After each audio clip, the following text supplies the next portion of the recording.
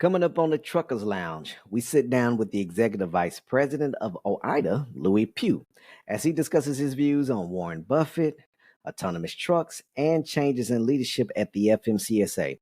You don't want to miss it, so stay tuned. Hey, and while you're at it, don't forget to hit the like button, hit share, and then subscribe. Let's go.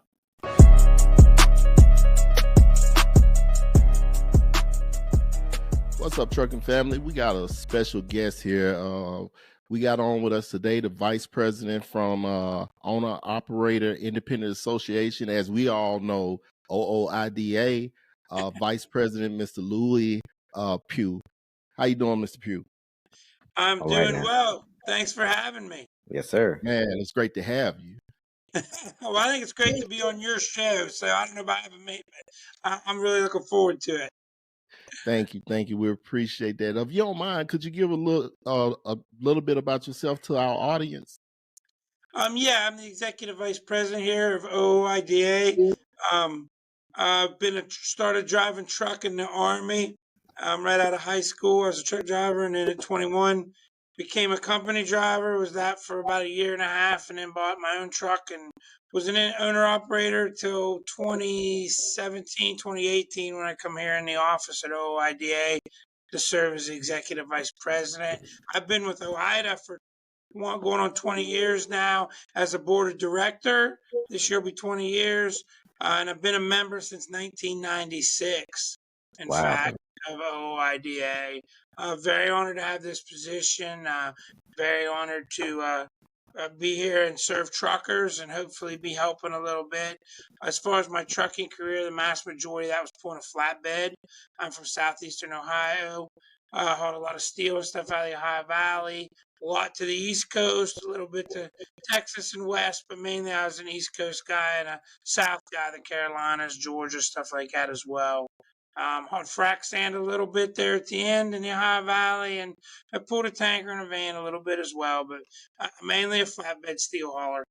Okay. Well, we want to thank you for everything you do for the trucking community as far as owner operators and smaller trucking companies. We really want to thank you. We've been watching a lot of you guys work, and we really do appreciate it. That's why I still have my membership, even though I don't have the insurance anymore, but I still kept my membership. Well, we appreciate your membership, and I'm sure you realize that as far as trucking and advocating for truckers, this is what OIDA does, just for those who don't know. We've been around, we're going on our 51st year. We were started in 1973 by a group of truckers here in the Kansas City area and around, and they were going to go to Washington during the Arab oil embargo, try to work a few things out, change a few things, and go back to trucking. Well, here we are 51 years later, still fighting some of the same fights. Yeah, got bigger than they thought it was going to get. Yes, but that's our number one thing here at OIDA is fighting for the rights of small business truckers and company drivers as well. And we are a lot stronger when we all speak in one voice. And that's what's made OIDA different. And OIDA, the great thing about OIDA, as you've heard a little bit about me, we are still ran by truckers. We're founded by truckers. Our board of directors who kind of guide things, policies and stuff, there's 22 board of directors have been truckers or actively trucking. Todd Spencer, my boss, our president, he was a trucker for a long time and then he's been here for a long, long time as well. So that's what sets OIDA apart from some of these other national advocacy organizations. We've all sat in that driver's seat. Right, former truckers. Yeah, that makes a huge difference. Yes, sir. Right.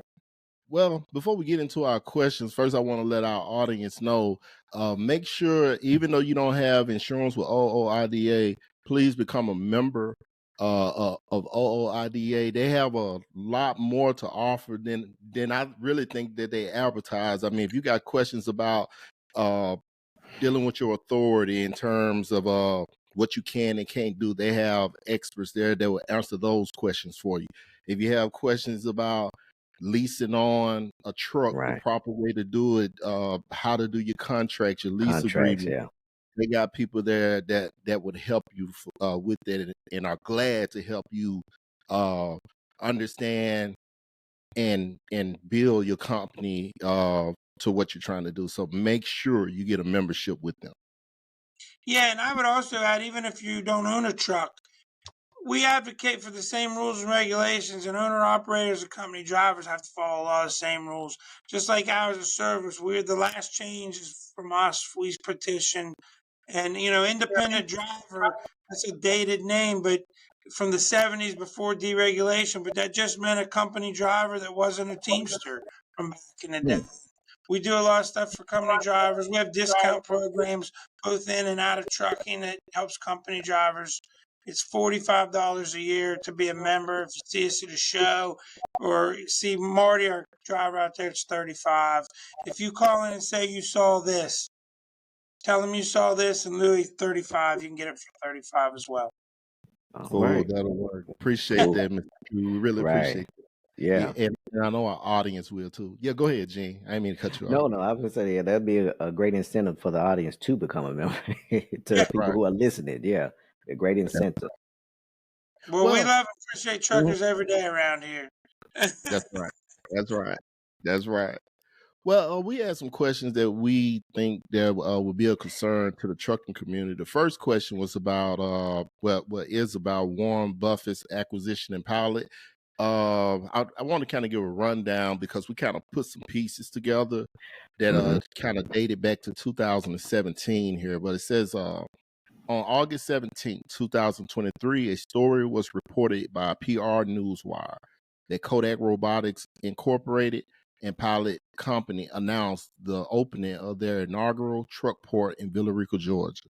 On January 17th of this year, it was reported by Business Insiders that Warren Buffett and his company Berkshire Hathaway Incorporated took full ownership of Pilot Travel Centers.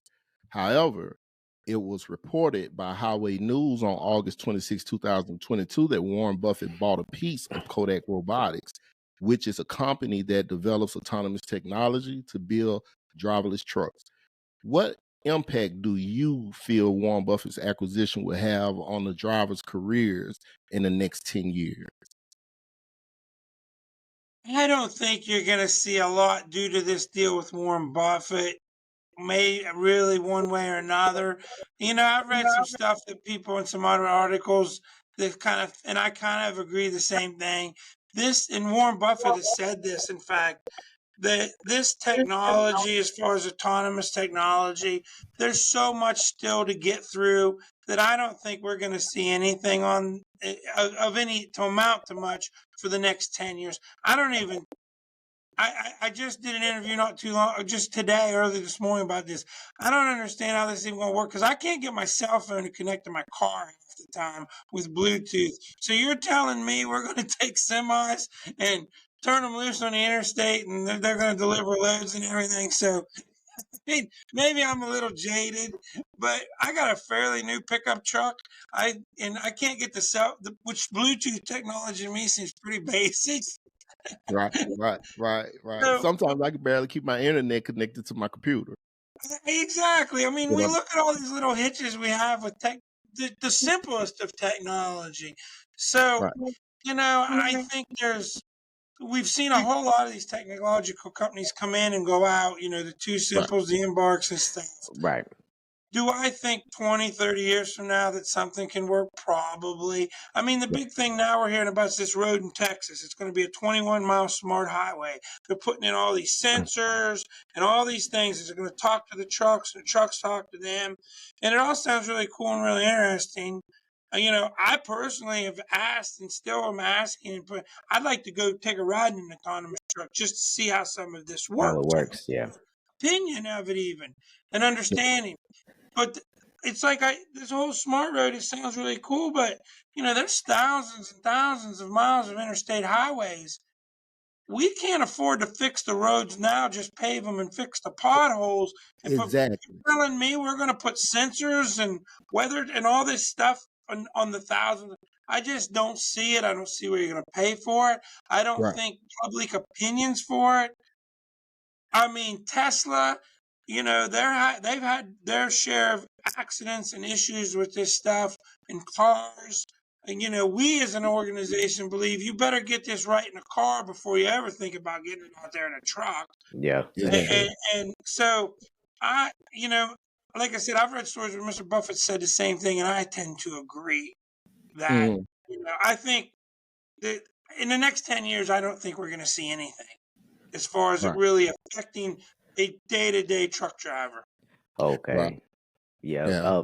I know we did a story probably within the past month where Maersk, the shipping vessel carrier, they teamed up with an autonomous company to run loads from their terminals down in Houston. From Houston, I think it was to Dallas, back and forth on that stretch of highway. From Right. and so they said that they were going to do that back and forth and pretty much collect data on how that would work for them, because they're gaining for more productivity is what they use for that, to using autonomous trucks. Yeah. I'm glad you brought up the data part too, Gene, because that's a real concern of ours here at OIDA, and we've continued to reach out and complain about this, that the data that they're collecting is kind of voluntary, whether they want to let people see it or not. Now, we think Oh, that should okay. be mandatory, and that's another real concern we have.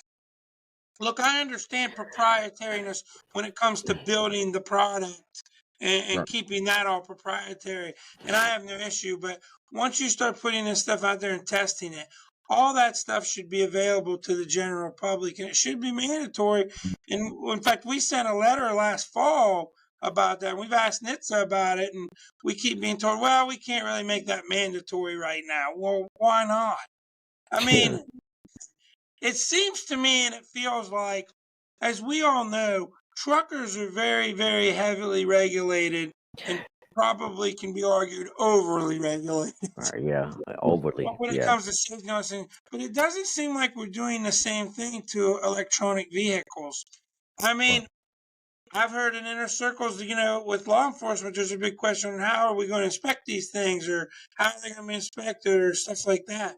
And unfortunately, some of the conversations I've even heard is, well, we just aren't going to do random inspections Hmm. to autonomous vehicles. They'll be inspected at the time they leave or the time they get back. And so, okay, you're telling me that a truck with a well-trained human in it who can kind of see what's going on and stop and check it going down the road, you're going to hassle him with inspections, but some truck that doesn't have anything but a bunch of sensors on it, we're not going to worry about? Yeah. Right. So, yeah, there's a lot of things like that just aren't right or just aren't fair. Yeah. And like, to me, just based on my opinion, that's kind of the scary thing for me, with the research that we've been doing. We see so many billionaires that are investors in the trucking industry. No blood, sweat, or tears, just investors. And they're pushing for a lot of things that just doesn't make sense. And it's like, you kind of look at the government like, are you going to let these people get away with this? Like, this is not making sense. You pass regulations on us to keep four-wheelers safe on the highway because statistics say that it's been so many accidents and so many deaths, blah, blah, blah. But you're willing to put an autonomous truck out there, and you got Indiana and New York, I believe, they got to fight against that because they're saying, well, if you're going to have autonomous trucks rolling through here, you need a human in it. Exactly. Somebody to oversee this, that they actually have blood running through their veins. So it's just kind of scary when you read into it. Like, man, if the people don't stay on top of this, these people will just do anything. And you make a good point in the beginning here. There's a lot of millionaires, a lot of people who've never driven a truck. And there was a hearing last fall during Trucker Appreciation Week when they had a hearing at TNI just about this technology. And in fact, even the ATA, American Trucking Association, they had a seat at the table at this hearing to testify, along with some of these, but not a trucker. They didn't have anybody that ever drove a truck, That's or crazy. anybody me or anybody, or even a real trucker there to talk about how this technology is going to, the week that we're supposed to appreciate truckers, we have a hearing on technology to put truckers out of a job or out of business or affect the safety of the highway where they work. And we don't even have the common courtesy to put a trucker on that panel. We have people on there that's never sat behind a wheel or a trucker made a living with a truck ever. That's that's the beginning of the problem. You are correct. Right. The second problem is when we come to these people with questions, nobody wants to answer them. I mean, I have a question.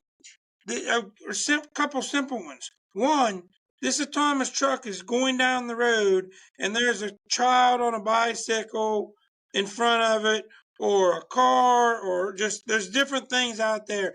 This machine has to make a decision on what to hit. Now, I'm assuming it's programmed to hit whatever would do the least amount of damage. So I'm assuming it would hit a child on a bicycle before it's going to run itself over a hill into a ditch. I don't think there's a trucker out there that would not put that truck over the hill in the ditch. You know, that's sort of always been the unwritten code of truckers, and still is to this day. I mean, there's songs about it, everything. So, you know, where's that come into play? The other question I have that nobody really wants to answer is security. Okay, there's a lot of people in this world who don't like America. We see it every day. There's lots of terrorists. I mean, we saw what happened 9/11, stuff like that.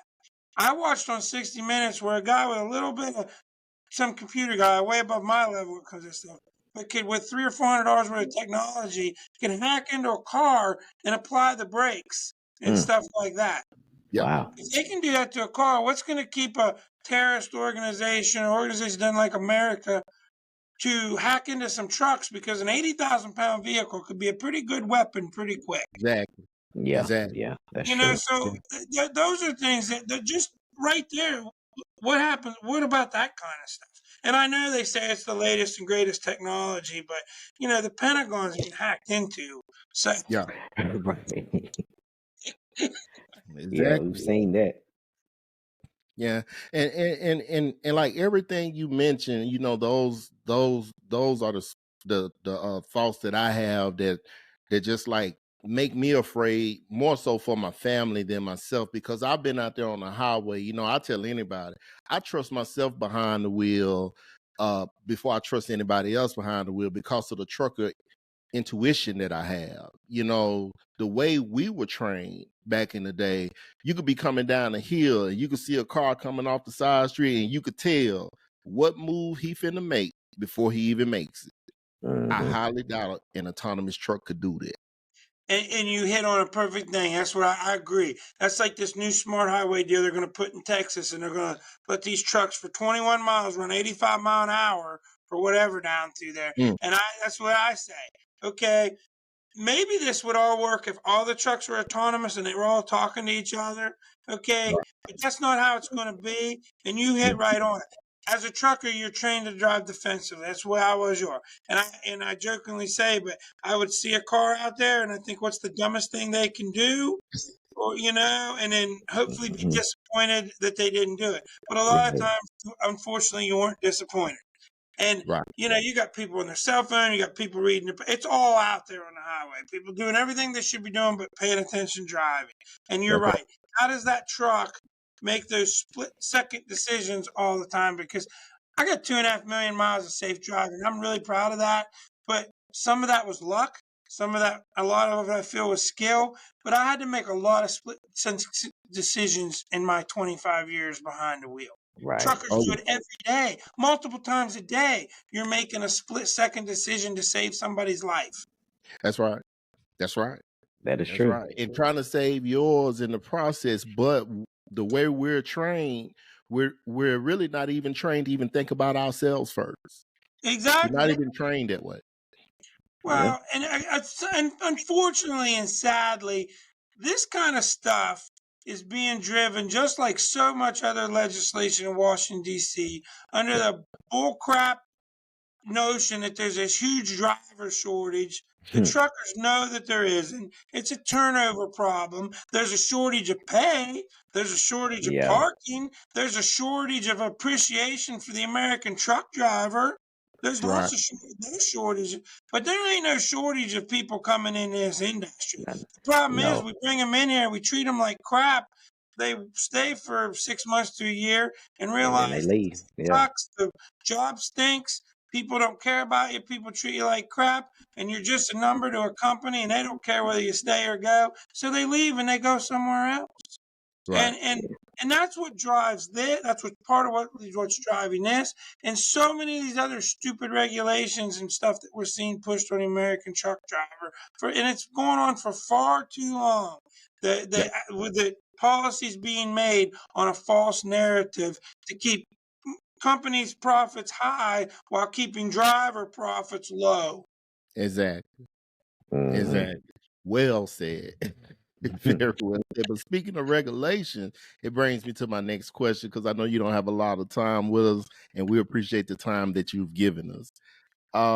December 14, 2023, Overdrive Online covered the story of FMCSA leadership being questioned by House Highways and Transit regarding the speed limiter mandate.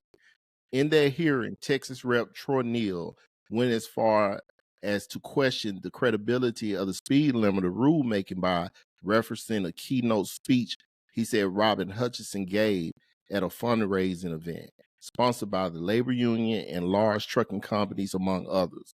Do you think this had something to do with Robin Hutchinson stepping down? I don't know. It could just be timing.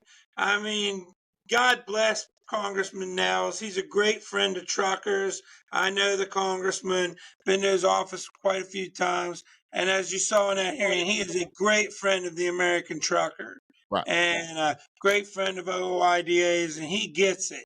I mean, he's got Okay. all kinds of, and he's a very colorful individual Okay. when he talks.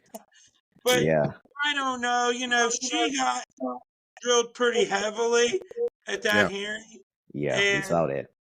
I'm proud to say some of those questions and a lot of that came from the hard work that we do here at OOIDA, and that those directly came from OOIDA. So I'm proud of that and proud of our people in Washington, D.C. and our members for picking up the phone call, because that's why I said we're more powerful one. That's from our members and our lobbyists and stuff all working together to tell these lawmakers what's going on. So when the lawmakers had the opportunity, they called FMCSA on the carpet, and good for them for that. Yeah. Now, as far as her stepping down, it could be related. It could not be. I mean, it seems, that FMCSA kind of has had a revolving door of leadership for about the last Right. 3 or 4 years, Right. We under saw that. Trump and under Biden both. So, and, Administrator Hutchinson, she's a very nice person, very good lady. I was honored to meet her and get to work with her. We don't always agree, but I respect her as a person and respect the job she. That's a hard job. Yes. I mean, I can tell. Yeah.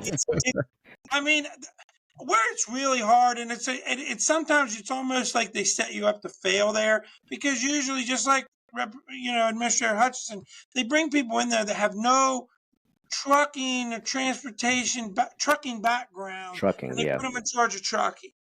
And that's just, to me, a bad thing. So they have to educate and try to learn. And as we know, there's lots of people have lots of opinions when it comes to trucking and highway safety. Some opinions are better than others, and I'm sure we can all agree. But there's lots of players in that field, and if you don't have any background, it's almost like you're being set up to fail. Right. I mean, And it'd be like putting me in charge of the subways or something like that. exactly. Yeah, Yeah. so that's for all of them in the past, and the last few that we've had. There's been one that had somewhat of a trucking background, Mullen, when he was in for a little bit. Okay. But unfortunately, and then Ian Farrow way back. But in the last recent history, and again, it's a appointed position. We're going into election year. Who knows how that craziness is going to play out? A lot of times, better opportunity comes along, and if you're the administrator of anything, half the people in America just don't like you. Right. Yeah. Yeah. And that's what we saw with Miss Hutchison, is that she had a background in transportation, but like you said, it wasn't trucking related. Right. It wasn't truck related. So her transportation background was in Salt Lake City and in Minneapolis, and I think it was a little bit in Boston or so. I'm not Uh, sure about Bob. I know Minnesota and Utah. And that's the problem. Lawmakers, and now we're getting into presidential stuff and their stuff. I don't think they completely understand that, although there's all kinds of transportation, but trucking transportation is completely different than everything.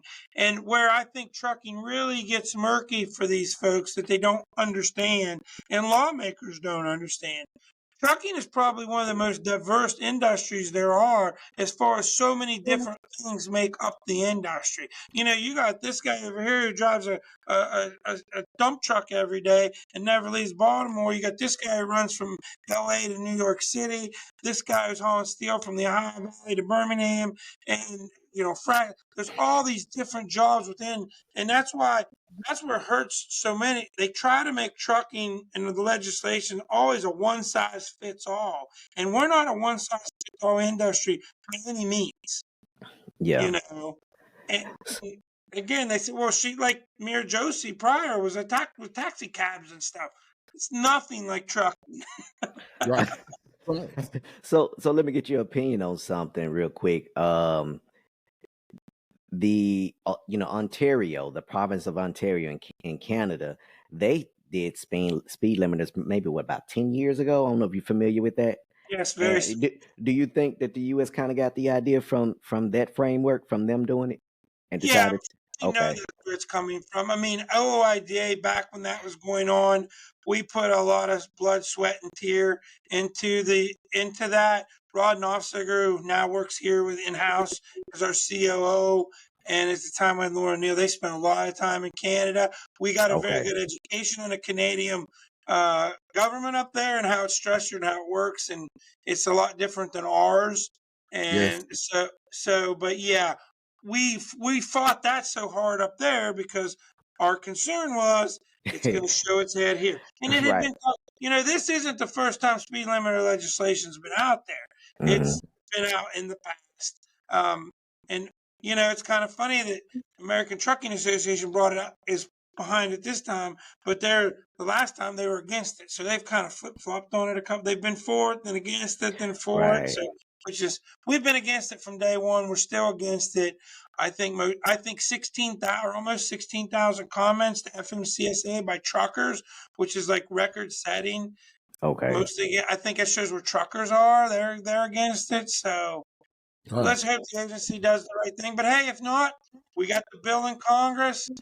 Congressman McKean out of Oklahoma got the bill out to stop the funding and stop this madness, and hopefully that gets across along with him and Congressman Nels and some other common sense congressmen there. Congressman Collins out of Georgia brought up a good point. We already have speed limiters. It's called speed limits. Speed limit signs. Yeah. Right. Yeah.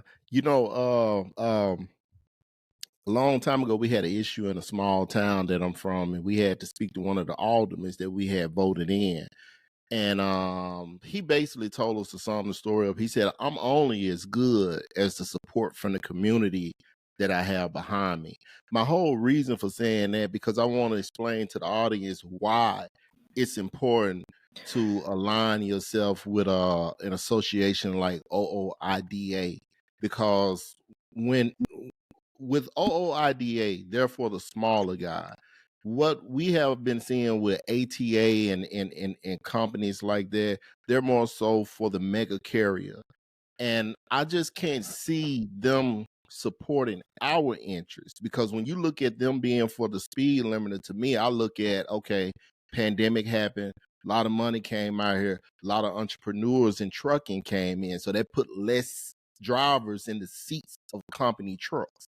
And it just make me feel like that a lot of this is done by design to push people back into the workforce instead of entrepreneurship. And that's just an ugly thought for me to have, if that is true. I mean, it's a dirty game of Monopoly if that was the case. And yeah, you're correct. I mean, there's no doubt. I mean, the their membership structure, the way it's set up, is the bigger you are, the more you pay. So Right. who they going to listen to? I mean, here at OIDA, our membership structure, it's the same. Whether you got one truck, no truck, or 1,000 trucks, it's $45. Or like I Right. said, you say you watch this, tell them, call in, tell them you watch this. You can, our membership department can get it for 35. And you're Right. right. It is important, though, to be a member, not only be a member, but to be an active member. Because the reason, like I went back with Nels, in that hearing, he held up our magazine, Landline, in the hearing. And he asked the administrator if she read it, because he said he reads it and that she should, because there's a lot of good stuff in there she could learn about trucking. Right. And you'll notice it was tabbed. If you watch the videos, they're out there. It was tabbed. A member, one of our members, tabs that and sends it to Nels every month. A member, so that's how Nels gets it. That's how Nels found out about us. Whole That's right. idea, just to get almost on to say, we don't have the money or all that kind of stuff that the people who work against trucking, like American ATA and some of our other opposite safety things. But what we do have is the knowledge and the leadership with the knowledge and the experience. But what we have bigger and better than that is our membership. We have almost 150,000 members of real truckers, real grassroots. And lawmakers, even though they like money, they like votes too. And it's real important. It's so important to you as a trucker to get active, to read a landline, listen. We send out call to actions, but to call your lawmaker. We have a website called fightingfortruckers.com. It's real easy. You can go there. Everything that's going on as far as with rules, regulations, laws that are currently pending, it's all there. You can read about it. And you can send a message to your lawmaker right off that site. And you can, it's already there. There's a pre-written message, but you can change it, you can edit it, you can add to it. And what I always tell people, you can go on our Fighting for Truckers website. You can send a message to any of your lawmakers from your state all the way up federal in the same amount of time to change something, or to maybe that will make a difference, as you can to put something on social media complaining about it. It's never going to make a difference or do any Right. good. Yeah, Right. that's true. That's the thing. When it comes to speed limiters and some of these other regulations out there right now, parking, wanting more parking and stuff, you got to pick up the phone and reach out to your lawmaker, because it does work. I've seen it. And, I hear truckers say, well, I don't know how to talk to a lawmaker. I don't know these rules. I don't know how that stuff works. You don't have to. Just Right. like lawmakers don't know how truckers work. Like you said, your guy's only as good as the community around him. The only way he knows these things is if you tell him. There's only 2 lawmakers that I know that were truck drivers or know anything about trucks. The rest of the 400 and some down there, they don't know anything about trucks. So the only way they hear about trucks is what people tell them. Now, I guarantee there's lots of people telling them things that go against truckers. So Yes, be sir. a trucker and tell them what goes against you or what really works. And they want to hear real world stuff. Right. That's right. That's right. Now, real quick, before you go, I wanted to ask you about the broker transparency regulation. With the language that the broker transparency regulation has in it, I think it has a lot of the trucking community a little confused on what that really means, on whether if they get a load through a broker and they sit for 8 hours and they don't get detention, that regulation helps them, and some just look at it as that it just goes by the rate. Could you simplify that for our audience, please? Yeah, sure. I mean, this whole broker transparency thing really started to see daylight in 2020 when the rates fell, and this rule's been on the books since the 80s. We petitioned FMCSA in 2020, OIDA, to put something out on this rule, or rule up on this rule, and how they're going to enforce this rule, because they haven't. There's been no enforcement of this rule. And what we've seen happen is brokers in their broker carrier agreements are making truckers sign away their right to the regulation. We don't feel that any private company has the right or legal ground to make any other company waive a right to a law, a federal law. I mean, I can't hire you to drive my truck and sign a waiver that you're not going to follow hours of service. You're going to follow Lewie Pugh's hours of service. You can't do Right. that. So we don't think brokers can do that legally. So that's Yeah. what we pretty much asked for from FMCSA. We also asked for the fact that brokers would have to provide this in, I think, 48 hours in electronic transaction. Because as we all know, you can sign broker carrier agreements and do all this stuff electronically nowadays. Because the other thing we see is, okay, they'll let you do it. You can call in and say, hey, I want to see the rates and all this stuff. But what they do is say, you'll have to come to my office. Okay, well, if you're a trucker in Ohio running a load to Florida and the broker's in California, you're not going to go to his office. It's just, and they know that. So, Yeah, so that's that's true. a quick background of kind of what this is. You are kind of, everybody's a little right. What the rule really states is anybody who's a party of the transaction, the haul, which would be the shipper, the receiver, the broker, and the trucker, they have a right to see all of what was paid. So if you hauled a load and you're being detained for 10 hours, if you didn't have that in your broker carrier agreement prior to taking the load, then it ain't going to help you. It's just that simple. Okay? Where it's going to help you is you haul a load, you feel that this load should have paid $4,000 to you. Maybe the broker took way more percentage than what you feel is correctly. And so you can look at this and it'll show you what the load completely paid. It'll show you if there's fuel surcharge, if there's detention time. It will show you if all that money was in there and that you just waived it or didn't get it in your broker or carrier agreement. But it's not going to get it. It's not going to give you that money if you didn't have it in your broker carrier agreement to agree with in the first place. Now, if you had it in your broker carrier agreement and they didn't pay you the money and said they didn't get it, but you see that they did, well, now you have a leg to stand on to say you can get that money because it's there.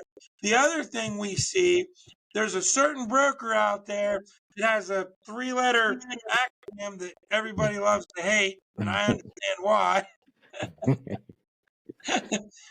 We see in our office a lot of times that after a guy delivers a load and has a clean bill of lading and no problems, a couple weeks later, boom, they hit him with a charge of Yeah. 500,000, whatever, and you can't. But they don't give you any proof of why. They just say that the consignee or wherever they filed a claim on this load. But they don't prove to you where. So again, they won't be able to do stuff like that either. We feel like some of that's fraudulent, mainly because it's usually an even number. And I mean, we all know in today's world, nothing's ever an even. It's like 500 or 1,000. So we feel there's some fraudulent activity going there. But again, when you sign their contract, you waive your right of the transparency rule and all that stuff. So there's no way legally to find out at this point. And that's why we petitioned FMCSA for this matter, just so truckers, I mean, we've heard all kinds of things. It's going to re-regulate rates, and truckers are going to know before all these outcries from the broker community. But no, this is after the fact. You've delivered the load. It's to give the trucker at least a fair shake of knowing whether he's being cheated or not. You hear the brokers say all the time when things are bad, well, I'm going to have to take my money out and pay more money out of my pocket to get that load. Well, if that's true, you should be happy. You can show us in your transparency. That's right. That's right. Okay, yeah. Well, that was well said, Ms. Gene. Did you have any additional questions? No, everything I had to say, he's answered everything well, and we definitely appreciate you for coming in and taking out the time with us. My pleasure, gentlemen, and thank you for having me. Love to be back on anytime. Don't hesitate to reach out. Enjoy talking to you guys. Enjoy talking about truckers. Enjoy getting the word out about OIDA. If you got truckers out there calling, got questions, again, don't hesitate to get me back on and we'll talk about them. And most importantly, thanks on behalf of myself and everyone here at OIDA. I just want to thank all the truckers out there and hope you're all having safe days and get home to your family safe. And thanks for keeping this country rolling. Thank you so much. All right. Be well. Thank you, guys. Thank you.